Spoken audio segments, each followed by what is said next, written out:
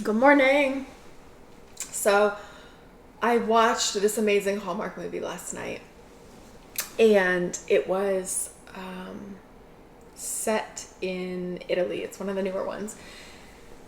And the beautiful thing about it, because lately these movies have had these like beautiful interwoven threads to pick up on. And this one is so true for my relationship, my beliefs about consumerism and materialism and minimalism in my life. And so I absolutely found minimalism to be like the most powerful influence over my life. And what I mean by that is I began to audit purchases, why I was making purchases, what things mattered, what I thought, am I buying this because I think this is going to change everything in my life and everything's going to be perfect, or what are my beliefs around this? What feelings of lack do I have that this product is going to make me live life a certain way or look a certain way, or just what are my intentions with this product? And really audit what I allowed in my space and constantly take things and donate them with the cycle of abundance back into the universe. Like constantly, my family is filling up donate things and taking them to our local donate facility. And why I think this is important is it taught us to audit our frequency and what is serving us and maybe what's not serving us, and removing everything in opposition to where we're going and putting it there for somebody who really needed to find it. It's not holding on to things for maybe one day or later. So this quote that I heard in a movie last night it was a Hallmark movie in Italy. If you have a way to watch those movies, that it was one of the newer ones, and it was this guy talking about how he doesn't like bucket lists. He does a reverse bucket list, which is he crosses off everything he doesn't love and everything he doesn't love doing until all he's left with in life is what I adore. And that's exactly what minimalism did for me. I constantly audited and removed it. And as in the removal of possessions, you're paying attention to thoughts, you're removing thoughts that aren't serving you, you're removing relationships that aren't serving you, or habits, and you're constantly looking at your way that you're consuming life, what you're taking in, and the ways you're creating in life. And it just, for me, minimalism made me much more aware of that intentional relationship. So that is, I wouldn't say that somebody recently asked about materialism, and that's a great question. And I wouldn't say that anything is inherently bad. It's your relationship with it and how it's serving you, or whether it's like technology.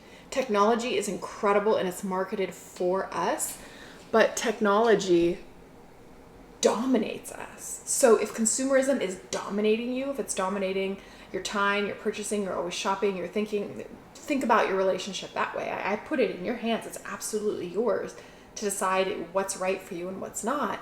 But I absolutely recommend removing that which isn't serving you until all you're left with is what you adore. I absolutely love that. So another thought is it's important to be in alignment and listening to what's coming and what's serving you. And then as you're in alignment and filled up and you're whole, you're healing yourself and becoming this whole version, that is a really important place where you're able to give and help others. When you're constantly running around focused on everything external to you, it's a distraction. It can be a distraction from what is actually going on within, what you're actually feeling. So yes, it's so important to be giving and helping, but I would say from a place of wholeness. And so healing and listening to the conversations and why you're doing something, what your motivation is, how, if you want to be appeared a certain way, what will happen if you don't give, beliefs of unconditional love from others. The same way you're auditing that materialist, consumerist relationship, you can audit giving and helping with others too. You can find these same principles applied to areas from every angle with a 360-degree view, go all the way around situations and habits, and you can really dig in deep with a few basic ideas, and paying attention to whether you're down here in the problem frequency or whether you're up here in the solution frequency, and you're feeling into it, and you're feeling excited, or whether you're feeling depleted and in that survival mode, and throwing that grappling hook up and just getting yourself up where you feel unlimited and free, and you can find the solutions and find where you're meant to be. Anytime you're doing anything, auditing your mindset, because if you're approaching something from the wrong mindset and you can catch it and realize it and throw the grappling hook, when you relook at whatever the problem was, you see the solution instantly. So another concept that was coming to me really big this morning is talking about karma. And there's a lot of different ways to talk about judging and karma. And I think that a really important aspect that really simplifies it is if you just look at karma as a frequency. It's not meant to be punishment. It's not meant to be anything negative. It is what the law of attraction is basically explaining, that everything, the laws of vibration, everything is vibrational frequency. And when you put a vibration out from your body, whether it's through speaking, gossip, or whatever it is, it's going to be returned to you. So if you gossip about somebody, eventually somebody will gossip about you. It's that frequency. It's that return of the good you put out, or the return of the bad that you put out, bad. When it's all different frequencies of the same degree of something. So what I mean by that is, let's say we have love and hate. Over here, if you start to like somebody a little bit less and a little bit less and a little bit less, a little bit less, eventually you get to hate. And if you're in hate, how do you get out of hate? You hate a little bit less, and then you see a little bit openness, and eventually by adding love, you get out of hate. And the opposite on the other end of the polarity is love. But they are the same thing. It's just to what degree, if that makes sense. So karma is almost indifferent. It's neutral. It's just, it is what it is. You get what you put out. You get that circular loop.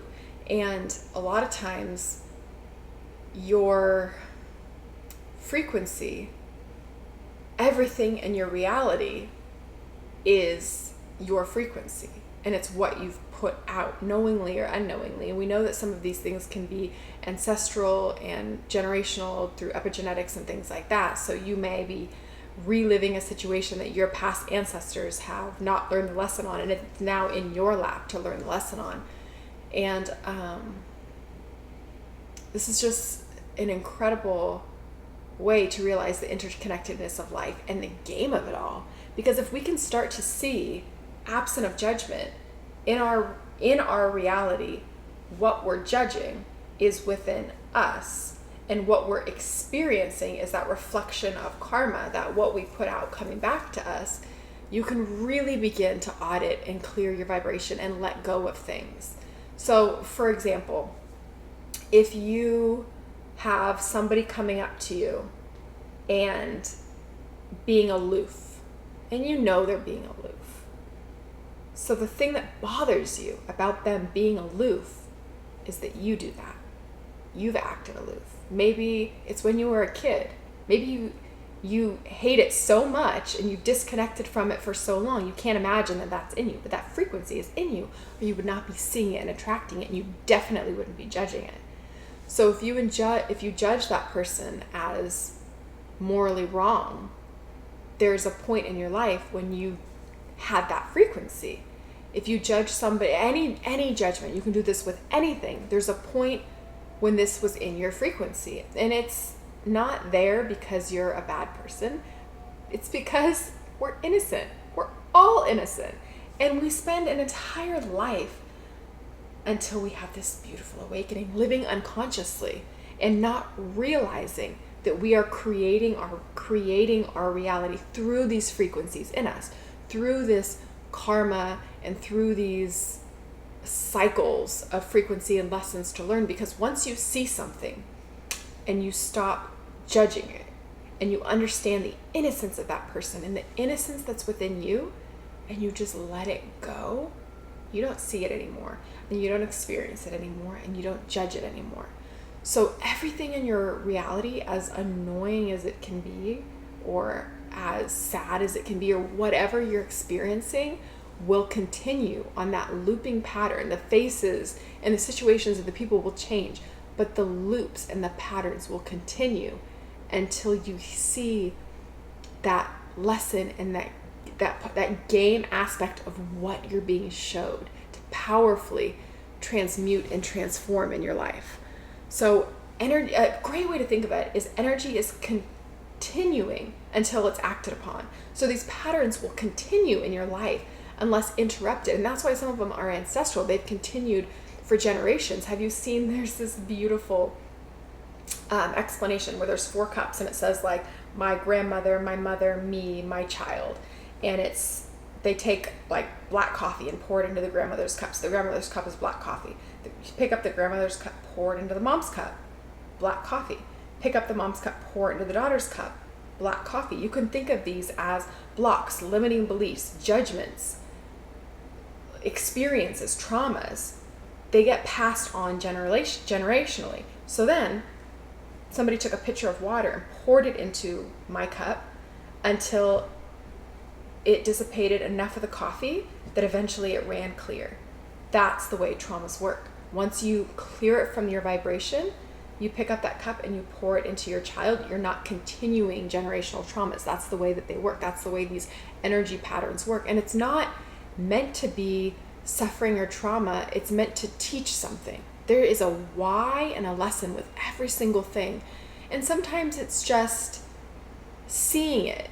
It doesn't have to be, you can take an emotion and you can go through many different avenues of releasing it to where you reenact the trauma and you relive it, and you're bringing everything up, and that's one way of doing it. I don't think that that's the only way of doing it, and I would argue that based on my experience, you can have the complete opposite experience. So, for example, when I witness something and a judgment flashes across my lens and I'm from this conscious state seeing it, it's like a computer program. It's like a little notification pops up on your phone at the top and you can swipe it like an email, and I'll go, oh, okay, I clearly have this judgment. That person is innocent and that is within me. I am judging myself. That which I see in them is within me. So I can connect to it and release it and let it go. That's it. I don't need to find where that judgment originated. I don't need to find the generation. I don't need to know where it came from. If it was from this lifetime, it was from a movie I saw, if it was from a traumatic event I had, if it was from my grandfather's traumatic event he had. Sometimes if you're in tune and you have intuition, you will be clearing an emotion and you'll begin to feel the stickiness of it, and you'll just continue clearing it and you can feel where it came from. Sometimes I'll get images. I had an image of, I'm not going to go into the trauma because I don't want to put more energy into this trauma, but there was, let's just say I had the full range senses of this trauma as I was releasing it, and it was maybe intense for 10 seconds as I'm releasing it, and I'm removing judgment behind it, I'm removing the energy behind it, and then the trauma's gone. And I verified with another family member, just out of curiosity at this point, hey, do you know anything about grandpa and grandma on this side? Was there any relationship issue? And they explained yes, that this thing had happened. And I knew that thing had happened because that's what I felt passing. And shortly after, it was that same night. It wasn't even a day that passed. I had this really powerful dream with my grandfather. And I knew that his energy was there, and it felt like just like love and relief. Like he hadn't solved it. It had passed through my dad, and now here it was in my field, and I released this trauma, and I felt it. So a lot of times when you work, even when I do tuning work, you're working, you can hit ancestral trauma. And I'll have clients telling me that like family members contacted them out of the blue and had really productive, loving relationships because there was a block that was removed in the person. And now that frequency between two family members of negativity that they share in common was gone, and they're connecting on a different frequency is kind of the way that it feels like it works. But you have to imagine that we're all energetic beings, and everything you're seeing in your life, just think of computer code, the ones and zeros. There's a frequency match, and you can say things and deny things and judge things, but that's just your ego. That is your unconscious ego mind trying to protect you, and there's nothing wrong with it. It's every single person on this planet has done that, has disconnected from that and judged that for like self-preservation. It's totally innocent. So when you're seeing this all, you've gone through like an awakening or some sort of realization that you were not unconscious and you were not powerless and you were not disconnected. You were not an energy, or you were not a physical body having a spiritual experience, but you realize that saying that you are a spiritual body having a physical experience, and you begin to see and know more of the reality reflected around you, you can begin to realize that this energy continues until acted upon, and these patterns will continue until interrupted, and we are the pattern interrupt. So if you don't like your experience, are you approaching it from the problem frequency? Because if you're approaching it up here from the solution frequency, from a conscious frequency of seeing it, you're not going to necessarily judge it as good or bad. It just is. And if it's something that you feel is like a limiting belief or something like that, you just remove it and move on. And it's a blessing every time that happens, because you get closer and closer, and it really matters what meaning you're giving it. Because I have missed, so think of I'm going to give an example of being at the airport. Two people are on the same flight and the flight is canceled or something happens. You can rant and rave and pace in front of the coffee shop and call people and complain and yell at the staff that has nothing to do with it and be angry and reliving the moment in your mind over and over unconsciously, getting worked up and focusing on how bad this is and how it put you out and how you got up early and how you planned for this and how you have to do this thing, and just put so much problem frequency into it that we know about frequency. As you're putting this out, it's what you're going to keep getting back. So your bad day is going to turn, your bad minute is going to turn to a bad hour, which turns into a bad day, which turns into a bad trip, which turns into a bad week.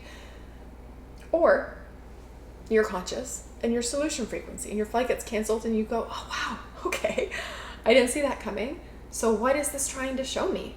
And you maybe sit down for a minute and look around and try to find game clues. Like, did you not want to go on this trip? Is this a blessing? Did something feel off about it? Are you going to get rerouted on a different flight that's going to get you in around the same time, but you'll be sitting next to a different person? This person ends up dramatically changing your life in some way, or having some piece of information that will perfectly fit into the puzzle piece of what this trip means in your life. Or are you gonna stay at the airport and have 3 extra hours, and so you end up sitting at a restaurant in there and meeting this incredible human who is just about to do this really exciting thing in their life, and you're there to encourage them and speak beautiful knowledge into them, and then in turn they share this beautiful experience with you, and you get to travel somewhere and cheer them on and have this whole aspect of your life that you didn't even previously know existed. There's just so many possibilities, and it just matters, what meaning are you giving it? When that flight cancels, are you fighting it and resisting it and trapping these emotions in your body because you're focusing? Let's just get to like a nitty gritty. You're focusing on the flight being canceled and you're resisting it. So that's now a trapped emotion, a trapped emotional ball of energy in your body. So now you're attracting flights canceled, and you're attracting travel problems because that's what you focus on. So if Jesus tells us, pray and see it as done, then worrying is praying for what you don't want. It's imagining more canceled flights and imagining more delays and imagining more trauma and travel problems, and then creating that. So it's really hard when you're in the problem frequency to see the solution frequency, because it's not even the same frequency. You can't listen to 102.7 music when you're on 100.3. You can't hear it. It doesn't make sense. It doesn't compute. But if you throw that grappling hook and you just climb out with however you've been conditioned to wake up from this unconscious state and get yourself back into that state of joy. And sometimes it's a matter of getting on a topic that brings you joy. So like sitting down and being one of those people. If you are one of these people, I'm not one of these people, but I have many people in my life that just love cat memes, and they get so much joy from it, and it like lights them up and they're instantly laughing. So if you have that thing like cat memes or whatever it is, just switch off of the travel topic for a minute. Throw your grapple hook a different way, however you get to the solution frequency, and then revisit and see if from this vantage point you can see something different. And then if you get dragged down, throw another grapple hook, get up. I know people that will like type in jokes on Pinterest and just start reading jokes and laughing. However you can adjust your vibration the quickest. Some people, it's thinking about their pet or thinking about their kids, or just like thinking about funny stories. For a lot of people, it's just once you've really developed that meditation routine, it's closing your eyes and you're just there. It's just, you've trained so much that peace that you can just find it. And then eventually you don't always experience even the need to drop. This is all, I'm giving you many different parts on this path. You just see it and you feel, oh, this flight might be canceled, but you're already up here in solution. So you're going, all right, well, I'm going to go see if I can just change my ticket to another flight. This one doesn't even feel right. I'm going to switch to another flight. I'm going to go get some food for a couple of hours. I'm going to sit down and write. I'm going to get out my laptop. I'm going to edit a video. I'm going to brainstorm a creative project. I'm going to do something. And you've already sat down and ordered your appetizer when the whole problem happens. So it just matters how you're giving meaning to things. So those are some food for thought for today. Raising our vibration, staying in alignment, feeling into it, staying in the solution frequency, however we get there, paying attention to what karma we're putting into the world, what reflection we're seeing back to us, and keeping auditing it, because it's a game. It's a game and it's meant to be fun. And find it and adjust it and then keep going. If you're in a loop and you're reliving a level, imagine the world is cheering you on. You're gonna get it. You're gonna get it. You're gonna get it. It's gonna be so good. Just keep going. Have a beautiful day. Thank you for being here. I really appreciate you. You are finishing the other end of this conversation, the finishing of this ceremony, and I absolutely appreciate your time being spent here. If you thought of anybody, send this video to them. Let the conversation continue. Don't forget to hit subscribe and the bell if you want to be notified of new videos. Leave any comments if you have ideas or questions or feedback, or if it launched any amazing ideas in your life. And have an amazing rest of your day.